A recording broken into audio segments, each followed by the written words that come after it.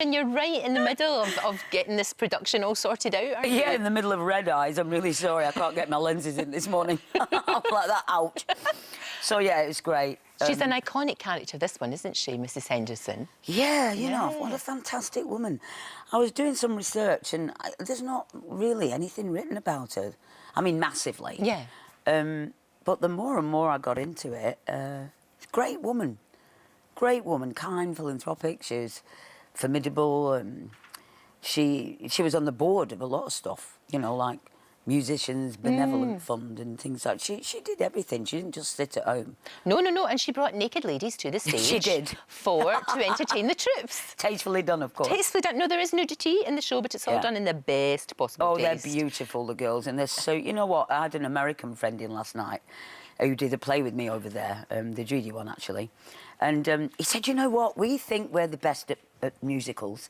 He said, but looking at this, because it's very British. Yes. And he said the Americans would probably love all that, and it's about the war as well. Sure. Not a backdrop, because it was, but he said they're all so talented, he said, and they do triple threats like we do. And I went, yeah, but we've always done that. Yeah, no, that's the singing, dancing and acting, the triple threat. Yeah, but of course. He said he hadn't seen a musical, a British musical, for a long time, and he just loved it and said, you know, they're beautiful. It is beautifully lit, beautifully done. The girls are stunning. They do sing, dance and act at a high level. And they're all so gorgeous, and making me look like Granny, you know. Not at all, not at all. Of course, the movie, it was Judy Dench that played the part. I know, what's that about? Yeah, Bennett Dench. So I'm not going to watch the film because, well, the thing is, you can't watch an actor playing a character. I've got to play that character in Judy's angles, that angle.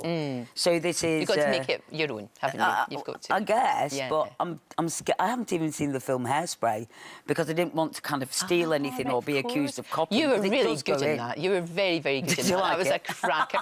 It was just a joy. It was just a joy. Yeah. A little bit camp, yes. Even camper than me, which is extraordinary. Yeah, so I don't want to watch that film yet because it might just cloud something and I'll kind of run for the hills, maybe. You mentioned, of course, that you played Judy Garland, not just in Britain, but in America.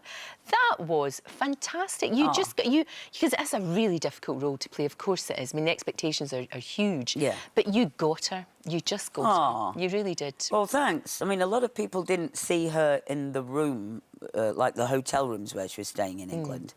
But luckily for me, it's hard to play somebody who's ill and on that level of addiction, you know. It's like, oh, she's an icon. Americans are very, well, protective of their icons, of course. But luckily, Lord Michael Grade was the nephew of Bernard Delfont, who booked her.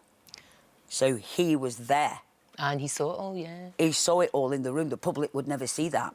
So, of course, I was like, tell me everything. Yeah.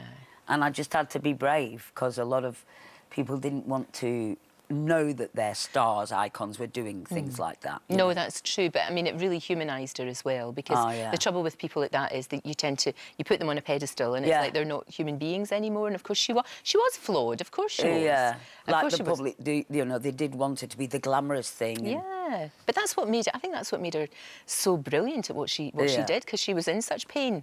A lot, and she was singing that pain, you know, that you felt it. Yeah, absolutely. And you had to go there every night. Every night, yeah. That's hard. I liked it, though. Oh, no, it's a wonderful, wonderful part to be. And with your, you know, obviously, people, you know what it's like. You've not been in Coronation Street for ages, but people still talk to you about it.